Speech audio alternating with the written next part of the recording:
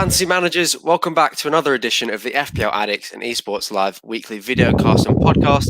Joining me today to both review Game Week 26 and preview Game Week 28 are the regulars of Jack Gillibrand of Esports Live and Matt Day, the guru of FPL Addicts. Ollie will be joining us later on in the podcast on video as well. Both Jack and Matt's handles are as shown on screen, but if you're listening to this for Esports Live, it's at Esports Live now. And for FPL Addicts, it's @_FPL Addicts on both Instagram and Twitter. So go chuck them a follow whilst you're at it. But now that you can already see their faces, let's introduce the guests. Jack, how are you, mate? Elliot, I'm good. Good to see you in the hot seat, buddy. I'm excited for today's pod. Just delighted to be back, mate. Yeah, it's good. It's been a massive game week, so we can't wait to get into it. And Matt, how are you doing yourself, mate? Yeah, great. Thanks, Elliot. Look, a couple of back-to-back wins for Spurs. Good to be back on track, and Gareth Bale's back. So, yeah, happy man. Is he back? About time. He must be. You know, you talked about it at the start of the season, didn't you, Matt? He was going to be one of the ones to watch, prime fantasy fodder or whatever you were saying. So maybe that's coming true now, but it was good to hear from you both then. And we've got Ollie now with his Peelies Puzzler. Coming right up. Ollie can't be on live stream tonight, so he sent us a little video for the Peelies Puzzler.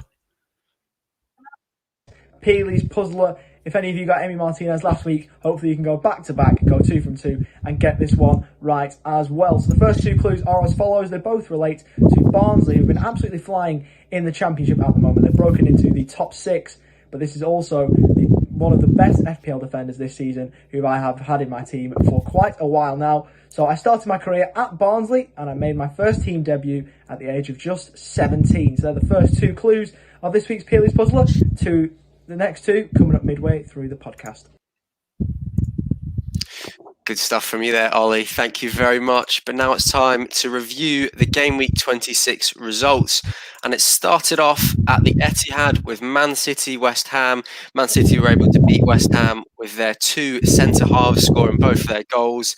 We then moved on to West Brom Brighton, and Kyle Bartley was the difference in that game after Brighton had 2 missed penalties and a goal ruled out for the most absurd reason I think I've seen in a long time.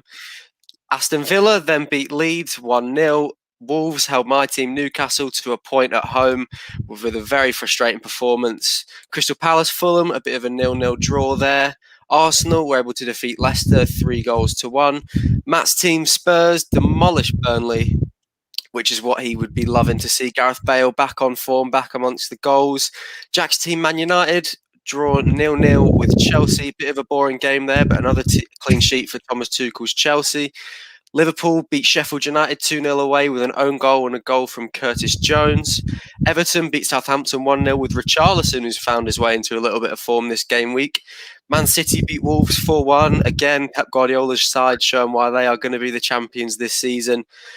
Burnley held Leicester to a point. Sheffield United shock beat Aston Villa 1-0. No one really saw that coming. David McGoldrick with the only goal. Man United with their second clean sheet of the week, drawing 0-0 with Crystal Palace this time. A disappointing result for the Reds. Matt's team Spurs beat Fulham. They were quite lucky. You know, Fulham had a goal ruled out by VAR, but Jose Mourinho's side doing it 1-0 again. And then Everton beat West Brom 1-0. West Brom, like Fulham, had a goal ruled out. As a Newcastle fan, wasn't too bothered by that one. And then Chelsea beat Liverpool away with a goal from Mason Mount. And as I said, another clean sheet for Thomas Tuchel's Chelsea. They were the results of the week. So now what I'm going to do is I'm going to go over my top 3 shocks of the week. So this week in fantasy, the highest score worldwide was 178 points and the average was 75. For my first shock of the week, we've talked about it already, and to Matt's delight, we have Gareth Bale. The Welshman managed 2 goals, an assist, clean sheet and 3 bonus in his game against Burnley, and also earned 2 points in his second match against Fulham, totaling Bale's game week score to 21 points, finally hitting that form that he and Spurs so desperately needed. Secondly, we have Chelsea defender Andreas Christensen.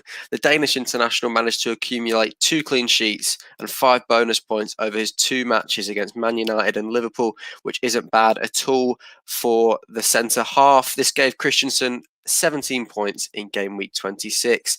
And then finally, we have Kyle Bartley. The Baggies defender rewarded his owners with 17 points in game week 26. This came from a goal, clean sheet, and 3 bonus points against Brighton, and 2 points for playing against Everton. That was it for my shocks of the week, though. Thank you.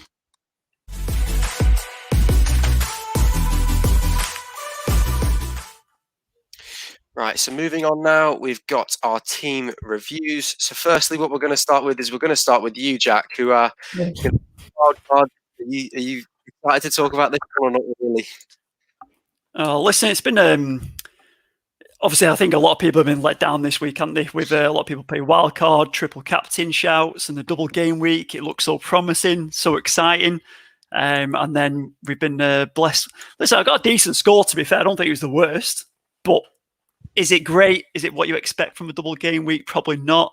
I was obviously last week we discussed the wildcard options. I went on a guru night out, got a one-on-one session with him, discussed the options available, listened to some of the advice, didn't listen to others, thought I'd take a bit of a gamble and go for a differential with Sterling instead of Salah. And obviously Sterling, and both him and Cancelo got done by Pep Roulette and got dropped, didn't they? So didn't appear in the first one, thought they might hit in the second, and believe Gabriel Jesus bagged the goals instead, didn't he? He was the man. So, and then Barnes getting injured in that first game, I think that just sums up your double game week. But Guru, how do you think I went, mate? Yeah, look, you know what? I think you've come out okay. I think considering this second half of the game week, it was really on with points. You know, Fernandes didn't hit in either game, and Kane didn't do anything in the second game and that type of thing. I think you've actually come out okay. And to be honest, I think your shouts weren't that bad, because Sterling, I think everyone may have saw he actually apologised on his Twitter page and said sorry for my FPL points, because he could have had a hat trick in that second game. So I actually think that wasn't a bad shout. I know the points didn't reflect, but he was in all the right positions. You got a good return off Son there, so I think you did well putting him in there. Luke Shaw was a really good pick. Target's good because you're going to have him for that blank game week in 29. Right, Martinez as well. Calvert-Lewin was a bit unlucky. I was kicking myself because we spoke about Richarlison a lot on this pod, and I think Calvert-Lewin, though, going forward again, he's a good option. So to be honest, I actually think you've done all right. You've beat the average. You didn't have to take any hits, and going forward, you've actually got a decent lineup. But yeah, you're going to have to do something about Harvey Barnes now. I think again that it was unlucky. You've come up pretty well, so yeah, it's just annoying with Harvey Barnes, even for me. You take Maddison out for being injured for Harvey Barnes, and as Jack said there, it really just sums up your game week when, one of your star players you bring in just gets injured for a couple of months in the first week. But as Matt was saying, it's not a bad score by any stretch of the imagination there, Jack. But moving on to your team now, Matt, who are a little bit more points, 99, nearly got triple digits, bit unlucky not to, but not a bad score from you at all. Yeah, look, 99, I would have liked the century or above, but I've used the golden ticket. I've used the triple captain now, so that's me pretty much done, other than the bench boost. And look, a bit disappointed because Kane, over the two, I think in the first game he was 10 seconds away from a bonus point, and he missed a sitter in the last minute and lost a bonus point. So that goes in, and he gets man the match in 13 points as a single score. And then last night he missed a golden chance, and I think it was one of those weeks where he could have come up with more, but I'm not too disappointed because I think 12 rounds to go, had to use it at some point, and 24 points, better than nothing. And then looking at the rest of my team, Son come out with a good score. The two boys at the back who have been brilliant for me, Diaz and Stones, who are on my initial wild card and in the last double. Martinez, brilliant. I was a bit annoyed because Mitchell, Palace 2 clean sheets and Mitchell was injured, so that was a bit frustrating. But yeah, I actually did. So my score was 99, but net score was about 91. I did take an 8-point hit, which I've always said I'm not a fan of hits, but it was a double, and I went with got Kane back in. Obviously, stuck the triple on him. I brought Pereira in from West Brom. Didn't really do anything, but He's in there with the mindset that they actually have Newcastle, your boys Newcastle at home, and there's potential there.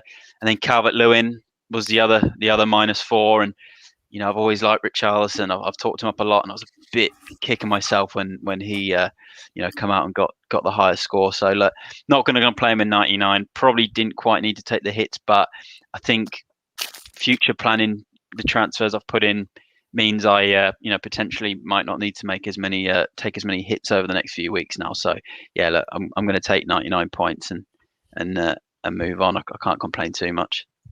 Yeah, as you say, it's definitely not a bad score in any single way. So you haven't done too bad there. Me, compared to you lot, looks a bit rubbish actually, doesn't it? 71. So Nick Pope, I expected big things from Burnley this week, not against Spurs, but he only managed 4 points, and as you said, Diaz and Stones really saved my week. Got it off to a good start in that early kickoff. Barnes, I don't even want to talk about Harvey Barnes, to be honest. I was devastated, absolutely devastated when I saw he went off injured. Fernandes didn't hit, unfortunately. I talked him up a lot last podcast. He's done it in the single game weeks. He couldn't do it in the double. So that's just how it is. Son, I was very, very pleasantly surprised by Son this week, and I think a lot of people definitely underestimated him because he was a very big captain shout. I think a lot of people went with Kane, a lot of people went with Fernandes, so I think he was very slept on this week, which is a shame for a lot of fantasy managers. And then Salah didn't really manage to do anything. Kane did manage the assist and the 2 games played, which was nice. Bamford, 2 points, and that was about it for my week. There wasn't much to report on from me. And Matt, I'm the same with you with that Mitchell, with those 2 clean sheets, and he didn't play either. I actually started him on my pitch, and Cresswell got subbed on for him. I was absolutely devastated with that. But, that's just how it goes sometimes in fantasy, isn't it? Yeah, look, I was the exact same, and it was disappointing. Those Palace boys picked up some big points, and I think you look at your side there, and just amazing to think you've got guys like Salah. Like obviously, I've got the same players, but there's guys like Salah with 5 points this week over 2 matches. That's just phenomenal. Even Fernandes with no goals and no assists in those fixtures. Yes, it's quite remarkable, really. But look, you've come out okay. Did you beat the average though this week, Elliot? I don't think you did. No, I was below it by 4 points. I was looking this morning, I thought I'm not going to make it, not quite going to make it, which is very frustrating. But I didn't drop too much in the league, so that wasn't too bad from me. But that's enough from us on our teams. Now we've got the managers of the week, and this week, I think for the first time ever, we've actually got 2 managers of the week. They've both got 120 points. Daniel Preddy here played his bench boost. He had Martinez, Diaz, Maguire, which is an interesting shout, if I do say so. Stones, Rashford, Son, Fernandes, Foden, Watkins, Bamford, Calvert-Lewin. And then his bench, well, I mean, Pickford's there, Cody's there, Lingard's there. And imagine if Mitchell had played for him, he would have been on for a ridiculous amount of points there. That's quite insane, to be honest. But that's the first manager of the week. As I said, I don't think we've had 2 managers of the week before where they're both drawn on the same amount of points. And we also have got, if it'll load for me here. Just saying, it's quite interesting. Obviously, they both use chips in these weeks. Well, one's used the bench boost, so Daniel Preddy, who's actually a friend of mine from his school friend from the UK. So I actually messaged him this morning because I clocked how good he was doing. So that's a good score from him. And then obviously now you've jumped onto the next one. He uses triple captain in the next one. Yeah, we have Machine Manor here, who also managed 120 points, triple captain on Son, which, as I was just saying, not many people really appreciated him. This man has right here, and that's what happens when you put your faith in Son, I guess. Digne with a massive score there, Michael Keane with a massive score there. He definitely made the most of his Everton assets, and I can't believe he triple captain Son out of all the options, to be honest. I'm quite surprised by that. I mean, Matt, you're usually the one that backs Son in quite a bit, but you backed Harry Kane this week, so are you quite surprised to see that? Yeah, I think out of the 2, because he hasn't got Kane, has he? So I think he looks like he's looked at it and thought, putting it on Son is going to be a massive differential. I think most of the FPL community had Kane, and Son was just a big differential. So yeah, a bit of a surprise, but it's obviously worked out for him. And from a triple captain, I think if you can get sort of 30 to 35 points or above, then you're in dreamland. And 42 points is a decent return considering how this double game week went. So now really good and a really impressive team. And just a quick shout out, I think he's one of our international followers. Looks like he's in Nigeria. So yeah, that's awesome. Yeah, we've got fantasy managers all around the globe. That's what we love about the beautiful game. But they are the FPL managers of the week, so they can claim their cash pool and prizes where they can play in PES, Rocket League, FIFA, and NBA 2K. So if you get in touch with us, we can sort you out with that. But enough about them. Lads, what are your transfers going to be this week? Because I know I say it a lot, but I'm actually going to be rolling over this week, I think. So... As I say, I feel like I do it every week. I do make transfers, but I've got to sort out Barnes, but I'm not really sure what to do. So I think I'll just be waiting for my second free transfer. Yeah, I'll jump in first, I guess. Obviously, with Sterling in there, let me down. Now he killed me on my free hit week, and he's killed me on my wild card week. So he's binned. So I'm going to take out Sterling, and I'm going to bring actually in another City asset, KDB, because I think he pretty much guaranteed to start against United. Even though I know I want United to win so much, I was just thinking the safety net. KDB's in there, so I'll benefit either way, sort of thing. If United get the result, happy days. If it goes against us, which it's looking like it might go against us unless we pull out another 0-0, it's hopefully KDB does the goods. I absolutely hate saying things like this, but KDB's in, and then Barnes, I'm just going to take him out, and I'm gonna throw another random differential in there. I'm going to put Traore in from Aston Villa because he's going to play game week 29. He's got 3 good fixtures. He's going to be playing against Newcastle as well. So I'm hoping he doesn't get better than that, does it? It's got to be an open goal for him. Hopefully he absolutely ruins Newcastle, and turns up and does the goods. And I think Grealish might be back contributing in that time frame as well. So if he does over the next couple of weeks, sell up Traore and hopefully he bangs in. At 5.9. I think he's got really low ownership in there. So I'm going to so hopefully he does the goods. Yeah, he did the goods against us earlier in the season. He scored, so you've not picked a bad one out there. That's some nice transfers from you there. Obviously, a massive differential. I think you've spoken about him a little bit, Matt, on your guru section, which we will get onto in a moment. But Matt, would you like to tell us what transfers you're making first?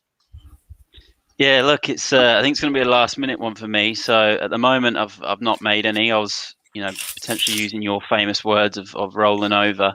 But look, if I do a transfer this weekend, it could be something a bit different, and I'm potentially looking at removing either Fernandes, right? Yeah, or I know this is just surprising a lot of people, or Salah, but it's all going to be down to some intel, and if I can get a confirmation that if I can get some confirmation that Gareth Bale is going to start. I've just got a feeling that with him, Son, Kane, and I think Lucas Moura will get the start on the weekend. And he looked really good in that Burnley game, Lucas Moura. And I think there'll be a lot of spaces for Bale and chances. And I'm looking at Fernandes. I just can't see him returning against City. He's just had a really poor run right in these big games. And then Salah, I think like everyone, I'm growing frustrated with him. I know that these guys can punish, so it would potentially just be a transfer to bring back Fernandes or bring back Salah when needed.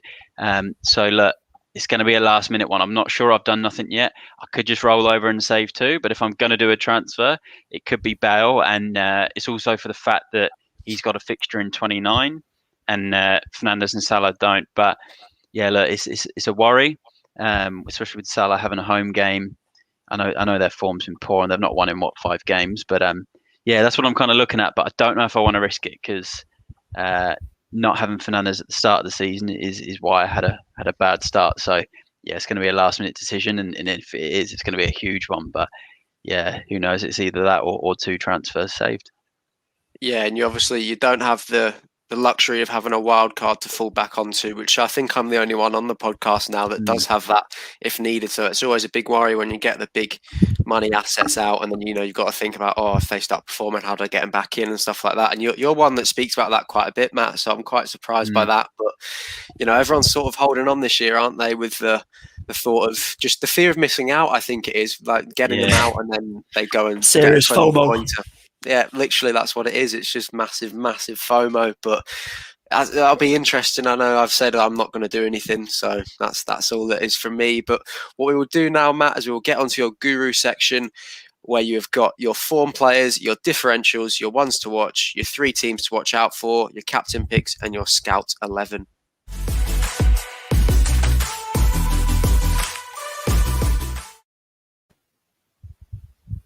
All right, Matt, so we will start with your form players. So who are they? Yeah, look, thanks, Elliot. Look, I've actually just listed some differentials this week as opposed to form players. So I'll go through those to begin with. So in terms of the differentials and ones to watch, I'm going to put down Jesse Lingard or Lingardinho as he's known to everyone else. 6% ownership, home to Leeds. I think it's a very open game for him. He's produced in 3 returns in 3 games. He got the assist against City. He obviously got that really good goal against my team Spurs, and he's also had I think assist the week before. He had a double on debut. So 6% ownership with a home game. West Ham playing game week 29. Really good Harvey Barnes replacement, I think. But as Jack's just actually told me in the chat, can't play against United apparently the next week because I'm assuming it's because of his loan deal. So yeah, look, that'd be a bit of a disappointment, but you would still get him for 29. So bringing him in this week against Leeds, quite an open game. So yeah, definitely one to look out for in terms of differentials. Another one, he's been on the list before. And he's produced a little bit recently, and he obviously scored a really good goal at Anfield this morning, and it's Mason Mount. 7.1% ownership, home to Everton. Look, it's a tough game. Everton are on big form at the moment, but I think with his goal this morning, he got another double-digit score a couple of game weeks ago, and he's got some pretty good fixtures, and I think again another Barnes replacement. I'm going to keep on the trend of these Barnes replacements, and I'm going to go with Lucas Moura, who I did obviously mention before as well. 1.2% ownership. He scored last week. Nice goal against Burnley. I think he's going to get the nod. Dele Alli got the start last night, and then Lucas Moura come on for him for the last 20 minutes. I think that's with Moura being in mind to start this weekend, and such low ownership and home to Palace. I think he's a really big differential. So, if you and also we've got game week 29 in mind there, so that's one that you're going to get a good return out of. The next one, look, I can't quite pronounce his name. You might have to help me out, Elliot. But it's is it Diagne or I think it's Diagne. I think is Diagne. how There you go. Pronouncing it. We've been linked with him a few times, so I think it's Diagne, mate. Diagne. Look, we'll go with Diagne. 0.7% ownership. Okay, it's a bit of a strange one. Like he's only got 3 returns in 7. But if you actually look at his all-round play, he's getting in the right positions. He did actually score this morning against Everton, right at the death. And you look at it again. It was one of those dodgy VAR calls. On another day, it gets given. And I'm sorry to say, Elliot, but he's coming up against a dismal, out of form Newcastle side this weekend. So, if there's anyone that he's going to get a goal against, it's probably going to be the Toon at the moment. So, yeah, 0.7% ownership, striker, and he's really, really cheap. I think he's about 6 million. So, definitely one to watch out for. And then my last one, I didn't think I'd be saying this, but if he's fit to play, I know he's had a few fitness issues. But I'm going to stick Aubameyang in there. Yeah, really, really big differential. But away to Burnley. Burnley have had 2 games in the last week. Arsenal got the rest in the week. They didn't have a game. He did get that hat trick against Leeds a few weeks ago, and I think, yeah, Arsenal coming out of that Leicester game. I know Aubameyang only come out with a point. I think he'd come off the bench, but you'd expect him to be fresh, and he could be quite a good shout. And he's also going to be there for game week 29 as well. So again, he's someone if you just want to do something completely different, and you want to potentially get rid of Salah, you want to potentially get rid of Fernandes for a week or 2, then he's someone to keep your eye on, and he's obviously got really low ownership. So that's my differentials for this game week. Yeah, I think on the topic of Aubameyang, everyone was really expecting big things from him this season. I remember in one of our early podcasts, game week 1 or game week 2, after he returned against Fulham and he was a midfielder this year, everyone was raving about him, thinking he was going to be the Salah of a few years ago, if you will, or the De Bruyne of last year, all these massive hauls. And I did see something that if he was a midfielder in his last season in the Premier League, he would have been one of the highest scoring players, but he just hasn't been able to find that form this season, which is a bit disappointing. But you've given me a lot of food for thought there with the Harvey Barnes replacements, Matt. So I might have to put one of them into action. But enough of your differentials. We've now got your 3 teams to back. So who are they? Yeah, look, it's definitely going to be Man City. 2 games. They got the derby against Man United. I can see that being quite low scoring. I'm looking at sort of a 0-0.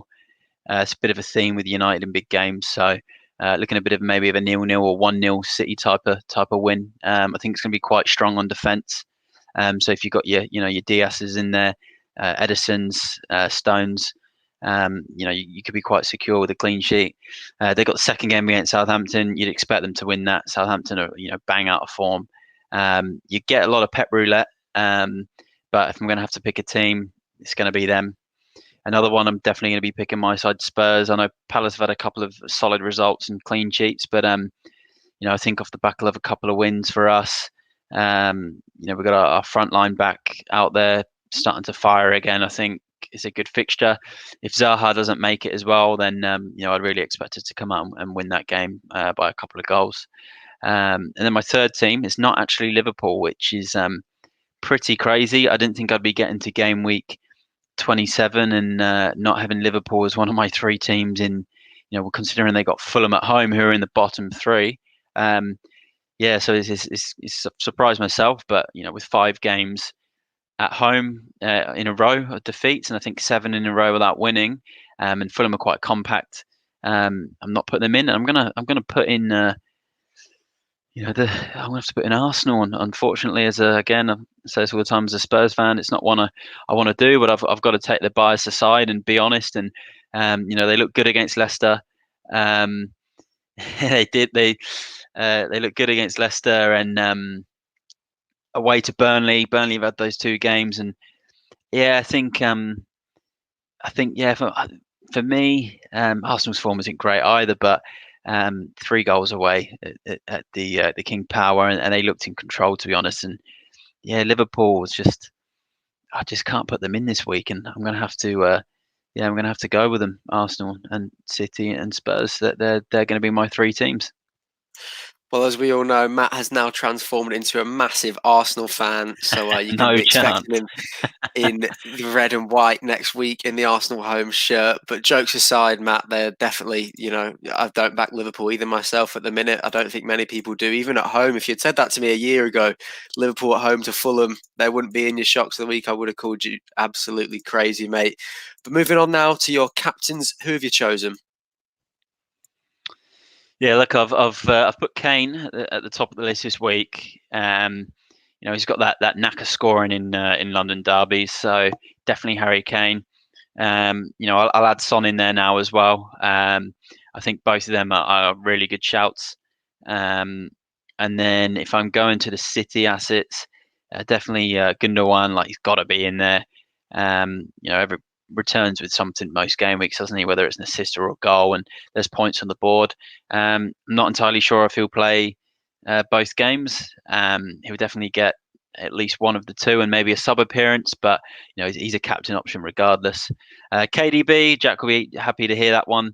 I'm not a huge fan of him in fantasy this season. I think I read a stat the other day that he's only scored 1 goal from open play out of maybe 67 shots or something like that, and not too sure if he's going to remain on pens either. But look, if he does get the Southampton game, I think that he's got that potential to score and grab a couple of assists. But again, with him, I think you're going to need the 2 games, but he's definitely a captain shout.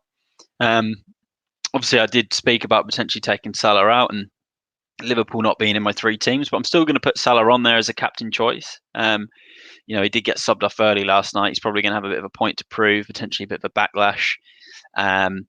So he's got to go on the list. probably not one of my sort of top choices this week, because Fulham are very compact. They sit deep, and they're pretty organised at the back as well. I know they're in the bottom three, but they've actually got quite a lot of clean sheets over the last couple of months. And then my last one's going to be Antonio from West Ham. Really liking his form. He bullied Man City last week. He bullied my side Spurs a week before. He's getting goals. He's very fixture proof, and he's a physical player. He gets in all the right positions. So Antonio is gonna round up my my 5 captains. Yeah, and you've got on the document there, I can see your curveball captain, and I know he's your favourite striker from North London. So would you like to tell everyone who that is? Look, he's definitely not my favourite striker from the North London teams, but I've put him down. Aubameyang, if he gets a start, right? If he starts, I can see him scoring against Burnley. Again, though, it's a risky one, but we're at that stage of the season now where if you're in leagues where you're playing for money, or you're in head-to-head leagues, or you're trying to get one up on someone on a mini league and make some gains, and now's the time to do these types of curveballs. And if you get confidence that you think Aubameyang's going to play from the start, then you're going to get that extra midfielder points if he does score, and he is on penalties. And I think that's how he rounded up his hat trick against Leeds. I think one of his goals might have been a penalty. So yeah, curveball. Look, he's not I'm not a huge fan of him in fantasy league this year. But if you want to reminisce a little bit on the past and previous seasons, if you can sort of hit a bit of that form, then there's definitely a bit of glimmer of hope there. And Burnley away, I think they'll have some tired legs. Burnley is the early kickoff tomorrow as well. So I think Arsenal might come away with a win. I hope not, but they they might. Yeah, you've talked him off as a differential a lot. Now we'll move on to your Scout 11. And does he make it into the starting 11? You know what? I've talked him up, but I couldn't fit him in there due to value, right? So to get him in, it probably would have been having to either reduce Danny Ings or get rid of Salah.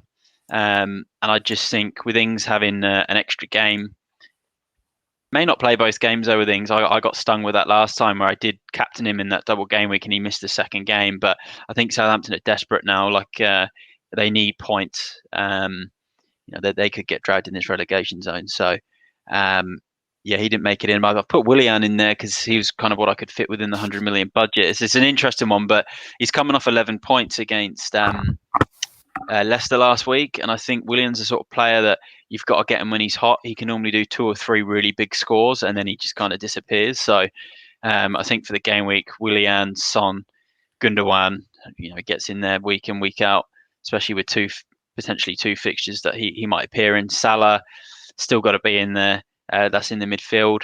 I'll go back to the defence and keeper. Edison, I think he's the safest bet to play 2 games, same as Diaz. If I'm going to pick a defender from City, it's usually him that gets both games. Pereira from Leicester, I know he let us all down in the double game week, but there's still potential in him, especially with Brighton away. And then Bartley really impressed me in the West Brom Brighton game. I know Brighton had 3 disallowed goals or something bizarre, or that happened in that game. But he impressed me. He was a set piece threat, and West Brom quite tight. Even in the game against Everton, they're pretty tight at the back for most of the game. So home to Newcastle, you boys aren't going to have really much attacking threat. So I think he could be a good one in there. And then if I'm going with the front 3, captains Armand and Kane, that London derby record. I'm expecting him to score this weekend and get some bonus because he's missed a lot of chances lately. And then Danny Ings, just because there's 2 fixtures. One of them is Sheffield United. I think Saints are hitting some desperate territory right now and kind of need to start going for some wins. I think they're about 7 or 8 games winless. And then Antonio, home to Leeds. I think he's a really good shout this week. So tough pick this week. There's a lot of teams that look quite flat. There's a lot of teams that look out of form.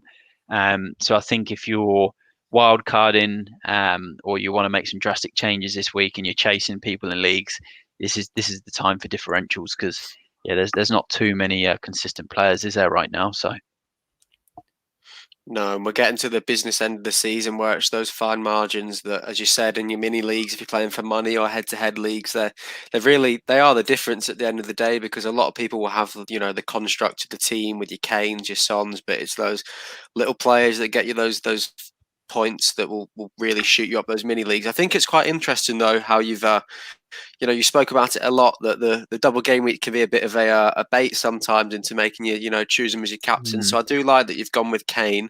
You back him over Son again this week?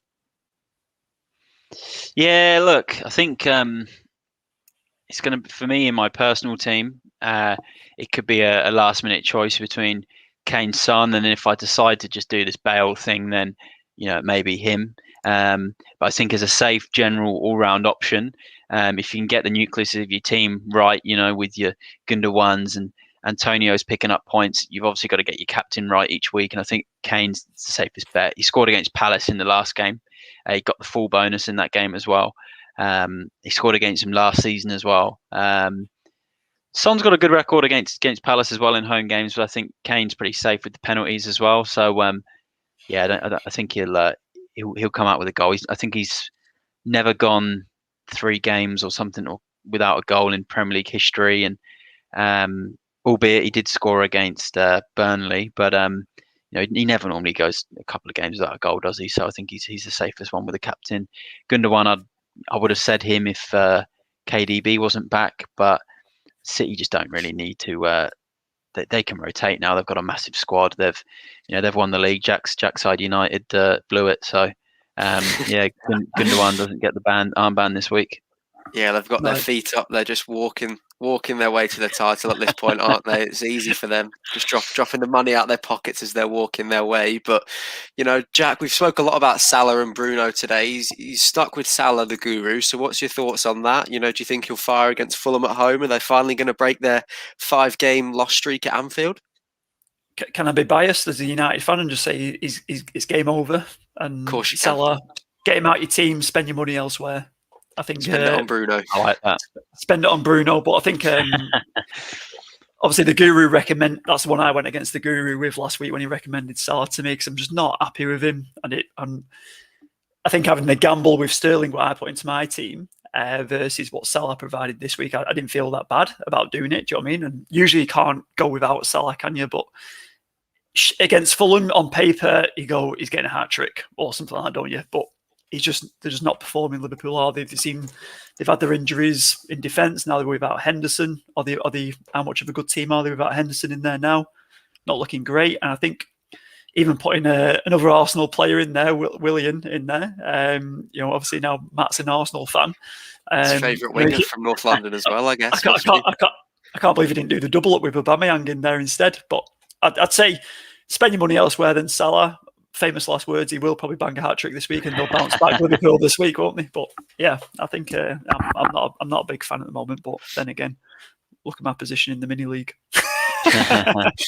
Yeah, look, I think though with Salah, like at the moment, him and even Fernandes are probably on the chopping block for a lot of people, because Fernandes is top scorer in the game. You think I can't really get rid of him, but United have got a couple of tough games, and you just tired legs as well, mate. Yeah, tired legs as well. Tired legs. There's Europa coming up this week as well.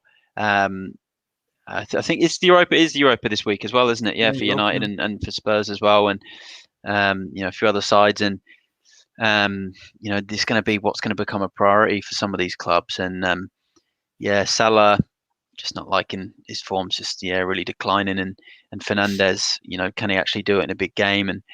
But it's risks. It's all risks, So tough choices. I think the thing with Fernandes is he can do it in a big game, but can the rest of the players do it in the big game with him? Do you know what I mean? And then if they don't show it, like he's showed how much of a one-man team he is in terms of carrying the team. We've had bits of Rashford coming in, elements of other players coming in, like even Daniel James is getting a run in the side now, even though he probably should have played against in the game the other night. It's it can't just rely on Bruno all the time. It's not how a championship winning team win. Do you know what I mean? That's why City are up there. That's why Liverpool faded off. That's why West Ham are doing well, because they've got a collective in there. Same with Leicester. 100%. So I think it's but I'll still put Bruno in there instead of Salah. Yeah, you've always got to back your own team, and you've got to back your man. But thank you very much, Matt, for collating that wonderful guru section. We hope it's been insightful to all of you, but that was all from his guru section.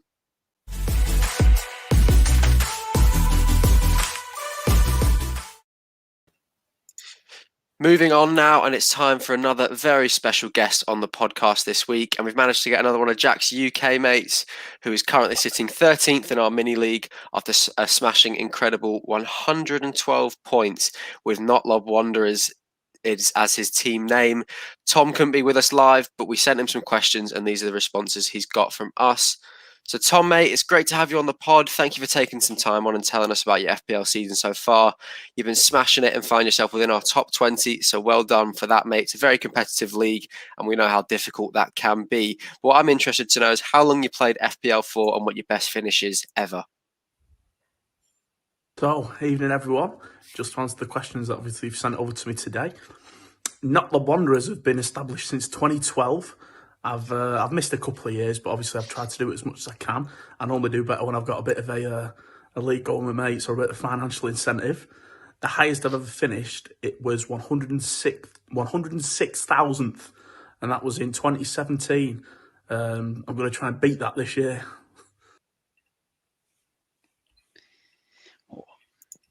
Wow, that was tell you what, that's an awesome team name by Tom, isn't it? Not Lob Wanderers. But Tom, the guru here, do you listen to the pod? And have you ever taken advice from our teams, our guru sections, and our Scout 11s?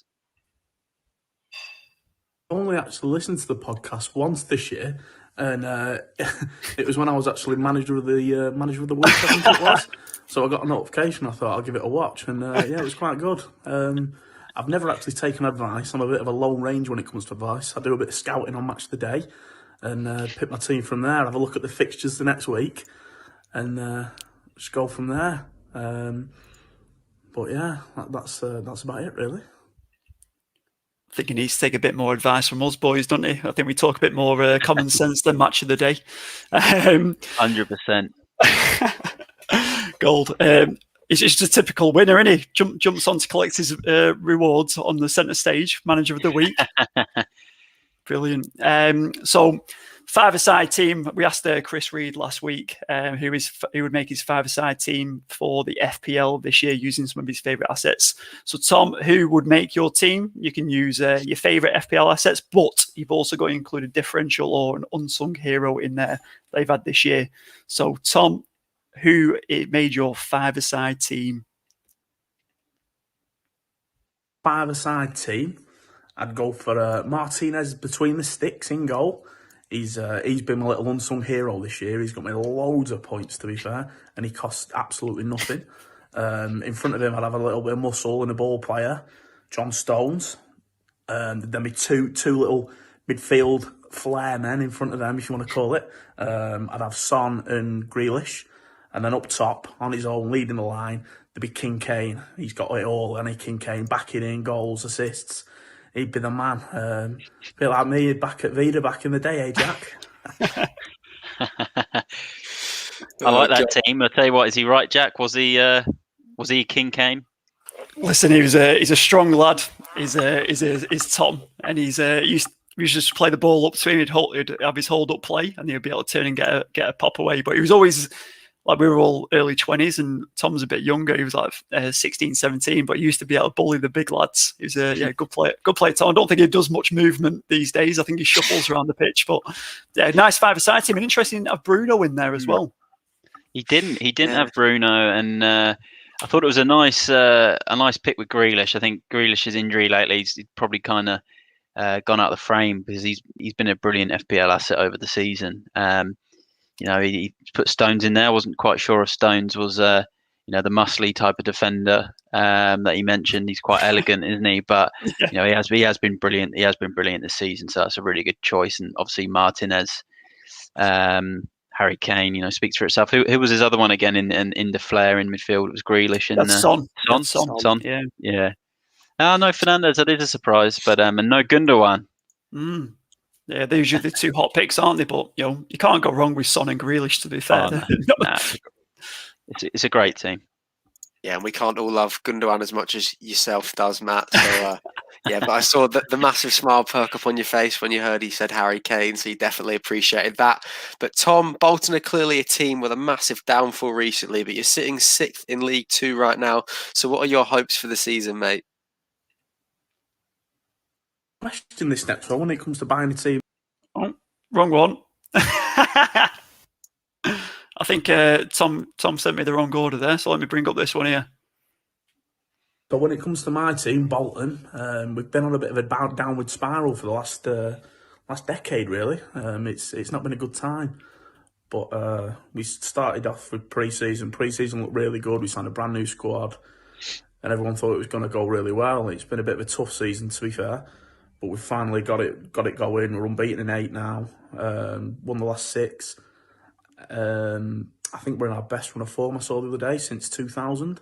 So obviously it's looking up. The aim's got to be to get promotion, but if we don't, I don't think it's been a disaster of a season as long as we finish well.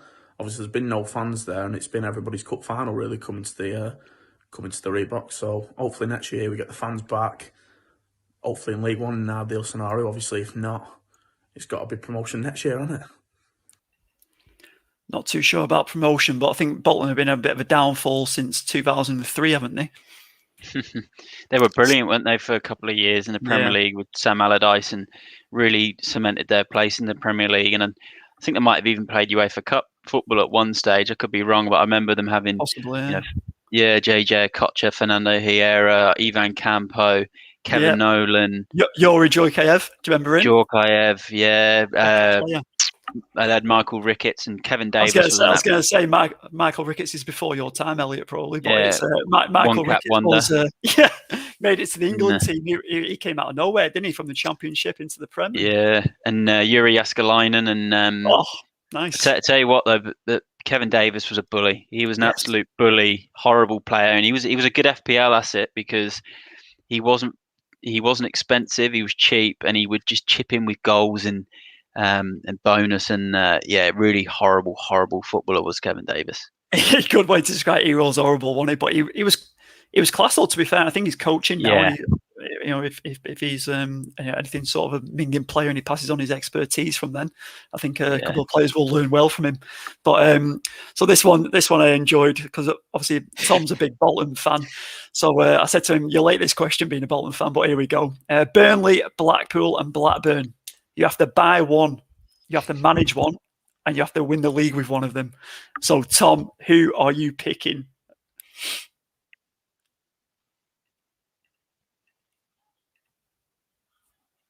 Question this next one when it comes to buying a team, managing a team, and winning the league with the team, because the ones you give me aren't really my flavour of the month, shall we say. I'd definitely choose to buy Burnley because they're in the Prem. They'd probably make me the most dough. And they're just safe as ours with Sean Dyche, aren't they? They're going nowhere, not going up, not going down. Stable money. I'd choose to manage Blackburn because they've got a bit of history, to be fair, haven't they? And they're not actually that good. So you keep them middle of the road in the Championship. Don't get promoted. Keep your job. Little stable earner. And then I'd choose to get promoted with Blackpool because what's promotion to the Championship? They've been there before. Yeah. Ollie will be thrilled with that one, I think, definitely. Hearing what he said about Blackburn. We'll have to pass that message on if he isn't watching now, but we'll have to let him know that one. So, look, final question from me, Tom. Have you got any final tips for the FPL community? The only tips I've got, and it's what I've done for absolutely ages now, is defence on an absolute shoestring budget and spend all your money on flair players going forward. I get in as much flair as I can, and that's about it. Do your scouting on Match of the Day, watch Sky Sports News, and do your subs last minute as well, your transfers, to make sure that people don't get injured. I think they're the only tips I've got, really. Thanks, guys. Yeah, so that's all we have questions-wise from Tom. But what we will do quickly is we will discuss his team. As we said, he got 112 points this week, an absolute monster score. He had Martinez, Shaw, Jesus, Kane were the ones that did the business for him mainly, but he had a lot of just high-scoring teams in there, and he's shot up the league recently, hasn't he? He's found his way to 13th, so he's not doing too bad. But what do you make of his team, Matt? Are you a fan? Are you not a fan? Yeah, he's got some good players in there. Obviously, he's got Martinez that he mentioned. He's just been unbelievable this season. Highest point scorer as a goalkeeper, and it will probably end that way as well. So, yeah, he's got a solid goalkeeper there. Matt Targett's been a bug in this season as well. So, nice little double up. John Stones, who he mentioned again, phenomenal this season. Luke Shaw has just really come into form the last couple of months. So, really nice defence there. Moving to his midfield, Son, again, great season. Reader Wild from Palace, that's a strange one. I think that might just be for budget reasons, I'm guessing. I think Grealish see his is on bench. his bench. He's got injury to Grealish, so yeah, he's managed to, like he said, he's tried to throw all of his flair players in there by having quite a cheap bench. He's also got Cresswell, who's been brilliant this season. Gundogan, again, don't need to say anything more about that man. Fernandes, unbelievable. Calvert-Lewin, I think he probably's got him in for this double, and that pick of Jesus is definitely stands out this week. He's done really, really well with that one, and massive differential.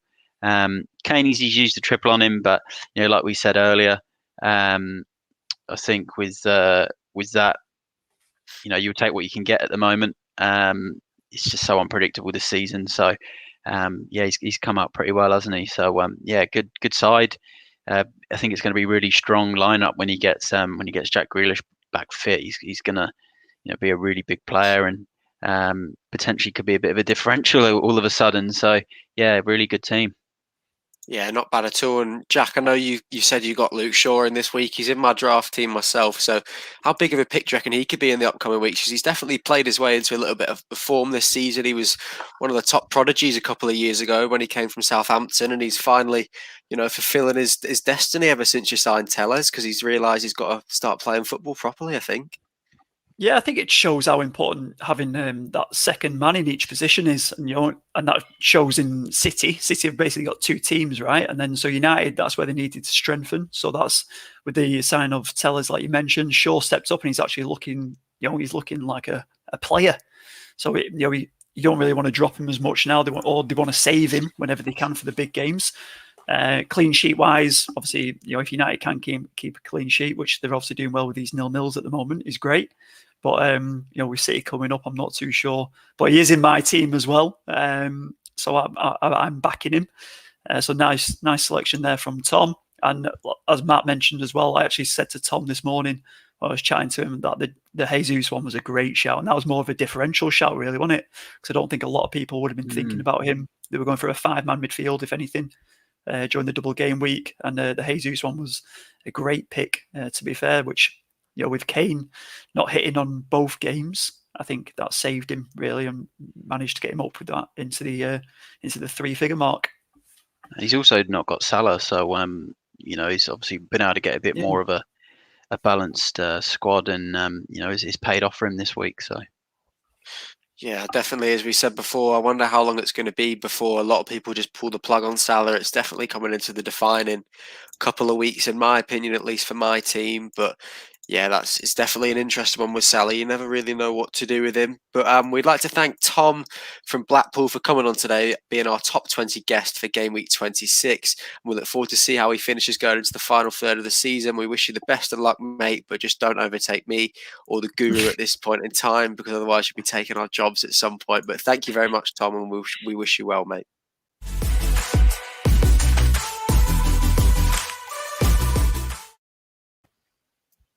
So moving on now to draft, and it's been another massive week in the draft league. A couple of shocking results there, Jack. You've lost to me, mate. What's gone wrong there? Oh, just couldn't get enough transactions in, Elliot, and I think it was obviously a high scoring week for a couple of the teams, but with the double game week, I think Digne just obviously saved me in there. Saint Maximan, your best mate, getting injured, so he didn't do much for me, and then Martial not starting. He was on the bench, and yeah, not a decent score, to be fair, but not obviously just not good enough against you, mate. With your look at that team, how many you got? All your City assets in there. Obviously, De Gea with the clean sheets, Shaw with the clean sheet. Richarlison finally doing it. You got Richarlison, who we slagged off so much on this pod, and not rating him. Now he's in huge form. So yeah, you killed me off there, mate. Yeah, I've had Richarlison for quite a while this year, so it's good that he's finally playing his way into a little bit of form. And then Rolando fell short to James with another massive score. The Mac lads with 92 points this week. I don't think anyone saw that coming. Papa Peely with 92 points beat David, who was, he was climbing his way back up the league a little bit, and then Ollie managed to beat Matt, which was quite a surprising one again, because I don't think Ollie really checked it anymore, Matt. Yeah, no, not happy with that. You know what? With Ollie, always seems to turn it on against me. I think I've played him a few times now, and he's a bit of a kryptonite, and I just can't quite defeat him, and disappointing. But I'm annoyed as well because my score would have beat both you and Jack, and I drew Ollie. But shout out to Peely. He had Gareth Bale and Son, so massive. Yeah, let's just take a quick check at his team right now, and as you can see, Michael Keane. It's definitely one of those that was just this game week. It's going to be massive, and then for the rest, it's not going to be brilliant, isn't it? Even Connor Cody. Yeah, two players that didn't get any points, and he still hit the 90s. Cody was his auto sub, wasn't it? Go down and see what his auto subs were. No, it was Thiago Mitrovic. Oh, jeez. How's he got that? Connor Cody and unbelievable. Pay all the week that he does it, and bloody Michael Keane Mount. That's just incredible. That's a classic score. That is. Yeah, the best part about it is he's probably got absolutely no idea that he's got that good. So we'll have to make sure Ollie lets him know. But that was last week. We're moving on to this week, and it's a new week for Jack, and he needs a win this week against Ollie. It's that old rivalry of the two, Ollie and Jack. I think they were always the top dogs to beat each other. I'll tell you what, boys. Have you seen those two fixtures this round? It's the top four all playing against each other. So it's going to be I think eyes on everybody, eh? The original Classico with the modern Classico. So we've got Statman Dave versus Matty Dane. That's a huge game because Dave's got a great team in there as well, and in the draft because he's been the up and comer, hasn't he? He's just he's found his way and picked everyone off one by one, I think. Yeah, and then we've got Peely playing Rolando, hoping for another 92-point score. Wooden spoon. James versus myself. But from this, what do we think is the game of the week? I'd probably lean more towards saying, it's difficult between Jack and Ollie and Matt and David. But what do you reckon, Matt? Obviously, you're going to say yourself. Look, I think the original Classico of Jack and Ollie, is a huge game. But I think if we're going by Dave's recent form's been good. I think it's me and Dave. I think potentially just based on the fact that it can really shape up the table with, one of us winning it. It will shape the table. It can change the dynamic of it all completely. So, I'll go with myself and Dave as match of the week. Yeah, and do you back yourself in to beat Dave this week or not? It's all about Salah. Yeah, we'll take a quick look at Dave's team. Yeah. Azpilicueta, Diaz, Guaita. So a lot of those double-digit hauls this week there was from a lot of different people. He got 76 points this week, so it's definitely going to be interesting. He's got Fernandes. We've talked about Salah and Fernandes a lot on this podcast, so they're the deciding factors, in my opinion, definitely. And then what we will do is we will go back onto your team, Matt, and take a quick look at what you'll be facing him with. And, you don't have a bad team yourself. You got the 4 City assets. You'd like to hope at least 3 of them, if not all 4, were playing the game. Pep roulette, you can never really think what he's going to do. And they've got the double this week as well, don't they? So that could be absolutely massive for you. So that's not bad at all. And then you've got the 3 Spurs assets in there. If they can keep a clean sheet against Palace, you're not doing too bad for yourself. And then you're actually quite unlucky this week with Werner because he obviously had another goal ruled out by VAR. But, it's definitely not a bad team. But, as you said, if Salah can do the business, I don't see why you can't beat him, to be honest, mate. So, Jack, we will move on to what your say is. First of all, do you think that is the game of the week, or are you backing you versus Ollie as the big game? Me for the win, and probably I reckon the Statman will get the win on this one, lads. Yeah, that's not bad at all. Well, that wraps up draft for us. What we'll do now is we'll switch over to Ollie for his last 2 Peelies Puzzler clues. On to the next 2 clues then for Peelies Puzzler. I moved to Everton in 2013 for approximately £3 million, and I got a bronze medal in the first ever UEFA Nations League representing England at centre half. So those are the next 2 clues. All 4 clues for this week's Peelies Puzzler have now been given. Can you get it? Let's see. It's definitely a more difficult one this week, but we'd like to thank you for joining us this evening, this morning, whenever you're listening or watching into the podcast. May all your FPL dreams come true. Take care, stay safe, and we will see you next week for more fantasy action.